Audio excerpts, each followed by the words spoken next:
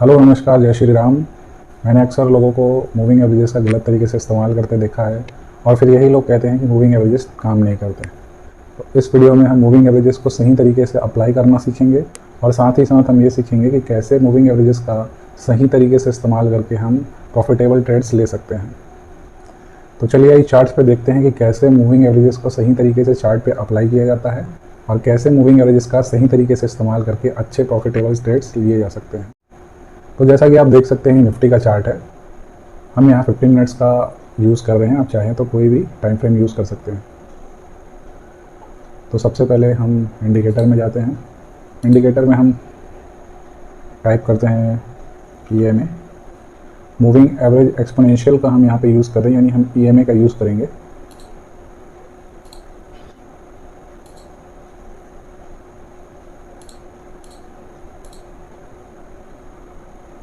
तो by default chart पे 9 EMA का एप्लीकेशन हुआ है। हम इसी EMA से समझते हैं कि कैसे एक EMA को सही तरीके से चार्ट पे अप्लाई करना चाहिए। तो जैसा कि आप देख पा रहे हैं इस हिस्से में, इस एरिया में ये EMA परफेक्टली काम कर रहा है और इस एरिया में फेक ब्रेकडाउन हुआ तो यहाँ पे EMA का कोई यूज़ नहीं था और यहाँ पे EMA साइडवेज हो गया तो यहाँ वैसे भी ये यूज़लेस हो जाता है। थोड़ा और आगे पीछे देखते हैं तो हम यहाँ पे देखेंगे कि इसने काफ़ी अच्छे ढंग से यहाँ पे काम किया, कुछ जगह पे काफ़ी अच्छे ढंग से काम किया, कुछ जगह ये बिल्कुल यूज़लेस रहा है। जैसा कि आप देख सकते हैं इस पॉइंट पे ये यूज़लेस है, इस पॉइंट पे यूज़लेस है। यहाँ मार्केट वैसे भी साइडवेज था। तो हम किस तरीके से किसी EMA को या मूविंग एवरेज को अप्लाई करें कि वो आपके लिए बहुत अच्छे से काम करे। तो जैसा कि पिछली वीडियो में हमने ट्रेंड लाइन्स के बारे में बताया था, हम कोई भी एक ट्रेंड लाइन ड्रॉ करते हैं कुछ इस तरीके से। तो आप देख सकते हैं कि बहुत ही अच्छे से यहाँ पे रेसिस्टेंस का काम कर रहा था, यहाँ पे सपोर्ट का काम कर रहा है। तो एक ट्रेंड लाइन जो काम करता है, मूविंग एवरेज भी कुछ उसी तरह का काम करता है। और अगर आपने मूविंग एवरेज को सही तरीके से लगाया तो ये आपको एक परफेक्ट एंट्री और एग्जिट भी देता है। जब भी आपको चार्ट पे कोई मूविंग एवरेज अप्लाई करना है तो सबसे पहली चीज़ आपको देखनी चाहिए कि लोग जो बाय डिफ़ॉल्ट EMAs यूज़ करते हैं, जैसे कि 20 EMA, 50 EMA, 100 EMA, 200 EMA, तो वो अगर सही ढंग से काम कर रहे हैं तो आप उस समय उसी मूविंग एवरेज का इस्तेमाल कर सकते हैं। पर अगर वो सही तरीके से काम नहीं कर रहे, क्योंकि देखिए मार्केट भी समय दर समय चेंज होता रहता है और उसी हिसाब से जैसे कि हम ट्रेंड लाइन यूज़ करते हैं, हम हर समय अलग लेवल्स पे ट्रेंड लाइन्स को यूज़ करते हैं। तो ठीक इसी तरीके से हर समय आप एक ही मूविंग एवरेज को यूज़ नहीं कर सकते, इसलिए आपको वेरिएशन में यूज़ करना चाहिए। और दूसरा जो मेथड है वो ये है कि आपको मूविंग एवरेजेस के पैरामीटर्स चेंज करके ये देखना चाहिए कि क्या वो करंट मार्केट प्राइसेस को, करंट सपोर्ट एंड रेसिस्टेंस को प्रॉपर वे पे सपोर्ट कर रहा है या नहीं कर रहा है, वो उनके साथ सिंक्ड है या नहीं है, उनका सिंक्रोनाइजेशन सही से है या नहीं है, ये आपको देखना चाहिए। तो यहाँ पे हम यही चीज़ अप्लाई करके देखते हैं कि इस जगह पे जहाँ पे 9 EMA बहुत सारी जगहों पे यूज़लेस रहा है, क्या हम मूविंग एवरेज के पैरामीटर्स को चेंज करके किसी तरीके से इसको यूज़फुल बना सकते हैं। तो अभी हमने 9 यूज़ किया, चलिए हम 20 यूज़ करके देखते हैं। तो अभी आप देख सकते हैं कि 20 यहाँ पे थोड़ा बेटर रहा है, क्योंकि यहाँ पे किसी भी तरह का ब्रेकडाउन नहीं है, ये यहाँ से रेजिस्टेंस लेके वापस नीचे गया। तो यहाँ पर इसने अच्छे से काम किया है, यहाँ फिर इसने सपोर्ट दिया, फिर यहाँ पे बहुत बढ़िया काम किया, फिर ऊपर गया, फिर नीचे गया और यहाँ पे वो साइडवेज हो गया। हम यहाँ पे चाहते हैं कि कोई ऐसा मूविंग एवरेज हम यहाँ पे लगाएं जो बिल्कुल हर बार इसको रेसिस्टेंस की तरह यूज़ करता दिखे और मार्केट डाउन साइड है तो वो हमेशा इसके नीचे रहे, और जब वो एक बार उसे क्रॉस करता है तो फिर वो ट्रेंड चेंजर साबित होना चाहिए। तो हम यहाँ पे और क्या कर सकते हैं, 20 का पैरामीटर चेंज करके हम इसे 25 करके देखते हैं। तो अभी हमने 25 किया, आप देख सकते हैं थोड़ा सा मूविंग एवरेज ऊपर की तरफ आया है। तो हम यहाँ पे 34 मूविंग एवरेज यूज़ करके देखते हैं, ये थोड़ा और बेटर रहा है, आप देख सकते हैं, क्योंकि यहाँ पे प्राइस ऑलमोस्ट इसके नीचे है और यहाँ पे भी लगभग प्राइस इसके नीचे, और ये साइडवेज वाला जो फेज़ था, जो पहले मूविंग एवरेज बिल्कुल सेंटर में आ रहा था, अब वो यहाँ से ऊपर आ चुका है। तो ये हमें थोड़ा सा पिछली बार जो हमने पैरामीटर यूज़ किया था उससे बेटर विज़न देता है। तो चलिए हम थोड़ा सा और इसमें चेंजेस करके देखते हैं। हम इस बार 40 लगा के देखते हैं। तो यहाँ पे अब देखिए 40 परफेक्टली यहाँ पे रेसिस्टेंस का काम कर रहा है।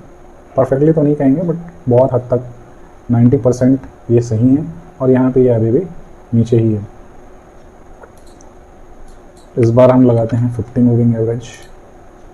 तो 50 में आप देख सकते हैं कि यहाँ पे इस जगह पे आपको 50 मूविंग एवरेज सही तरीके से काम कर रहा है, क्योंकि प्राइस ने ऑलमोस्ट यहाँ पे से रिजेक्शन लिया हुआ है और यहाँ पे भी वो रेसिस्टेंस का काम कर रहा है और अभी मार्केट इसके नीचे है। तो अब जो पहले साइडवेज वाला सीन था वो अभी नहीं रह गया है। तो आप देख सकते हैं कि कैसे हमने इसके पैरामीटर्स को चेंज करके एक परफेक्ट सीन क्रिएट किया है, ताकि हमें पता चल सके कि जब भी मार्केट ने यहाँ ब्रेक डाउन दिया मूविंग एवरेज का, उसके बाद यहाँ पे इसने रेसिस्टेंस लिया, यहाँ पे रेसिस्टेंस लिया और अभी भी कंटिन्यूसली इसके नीचे ही है। अगर इसे थोड़ा और रिफाइन करना हो तो हम थोड़ा ऊपर नीचे करके देख सकते हैं। लाइक हम 45 ट्राई करते हैं, तो 45 पैरामीटर यूज़ करने के बाद यहाँ पे ये परफेक्टली रेसिस्टेंस का काम कर रहा है और यहाँ पे भी आप मान के चल सकते हैं कि थोड़ा सा जूम करते हैं इसे, तो यहाँ पे भी हम मान के चल सकते हैं कि प्राइस ने मूविंग एवरेज के ऊपर क्लोज दिया बट सस्टेन नहीं कर पाया, अगेन वो नीचे चला गया। उसके बाद फिर से ये लगातार यहाँ पे रेसिस्टेंस फेस कर रहा है मूविंग एवरेज के वजह से। तो ये एक सही तरीका है मूविंग एवरेज को अप्लाई करने का। आप देखेंगे कि पहले भी इस पैरामीटर ने बहुत सही से काम किया है। यहाँ पे आप देखिए, यहाँ तक देखिए, प्राइस ने बेसिकली यहाँ डबल बॉटम बनाया था, उसके बाद जो इसने मूव किया है एक ही बार ये यहाँ पे फेक ब्रेक डाउन माना जा सकता है, लेकिन आपको इसने फिर से री एंट्री दी है।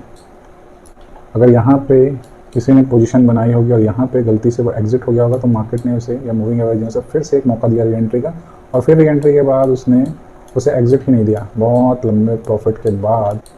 तो यहाँ एंट्री लेने के बाद बहुत लंबे टाइम बाद अगर हम यहाँ पे देखें तो मार्केट ने एग्जिट दिया है और फिर शॉर्ट की तरफ एंट्री भी दी है।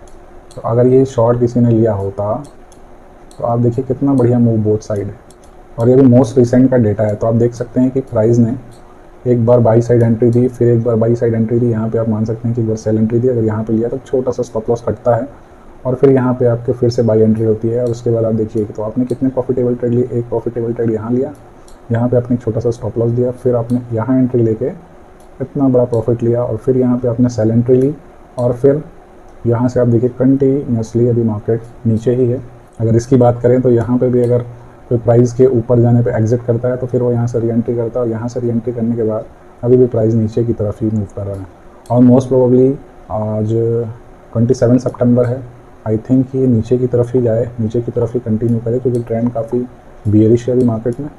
और मार्केट ने बहुत कोशिश की इस EMA को तोड़ने की, क्योंकि ये 15 मिनट्स के कैंडल्स हैं, 15 मिनट्स के कैंडल्स हैं, तो ये काफ़ी स्ट्रॉन्ग रेसिस्टेंस का काम कर रहा है। क्योंकि प्राइस ने एक बार कोशिश की, 2 बार कोशिश की, 3 बार कोशिश की, 4 बार कोशिश की, 5 बार कोशिश की। तो आप देख सकते हैं कितनी सटीक तरीके से ये EMA काम कर रहा है सिर्फ पैरामीटर चेंज करने से। यानी कि जब तक आपको प्राइस और EMA का सही से सिंक्रोनाइजेशन ना मिले सपोर्ट रेसिस्टेंस का, तब तक आप उसके पैरामीटर्स को चेंज करके देख सकते हैं और अपने लिए परफेक्ट सेटअप ढूंढ सकते हैं। अब आइए सपोज करते हैं बाय डिफ़ॉल्ट यहाँ पे हम 9 EMA ही यूज़ कर रहे होते, तो हमें यहाँ पे कोई क्लियरिटी नहीं थी इस जगह पे, इस पूरे जोन में कोई क्लियरिटी नहीं थी। यहाँ पे भी ये ऑलमोस्ट साइडवेज की तरह काम कर रहा है। इस बीच में इसने कई बार यहाँ एंट्री दी, यहाँ एग्जिट दिया, फिर यहाँ एग्जिट दिया, यहाँ एंट्री दी, यहाँ एंट्री दी, यहाँ एग्जिट दिया, फिर यहाँ पे एंट्री दी, फिर यहाँ पे एग्जिट दिया, और फिर एंट्री दी, फिर एग्जिट दिया। तो इस तरीके से एक बिगिनर ट्रेडर या रिटेल ट्रेडर ट्रैप होता रहेगा अगर वो EMA का गलत तरीके से इस्तेमाल करेगा, और EMAs उसके लिए कभी भी काम नहीं करेंगे। तो अगर हम पैरामीटर्स को 20 पे भी लाते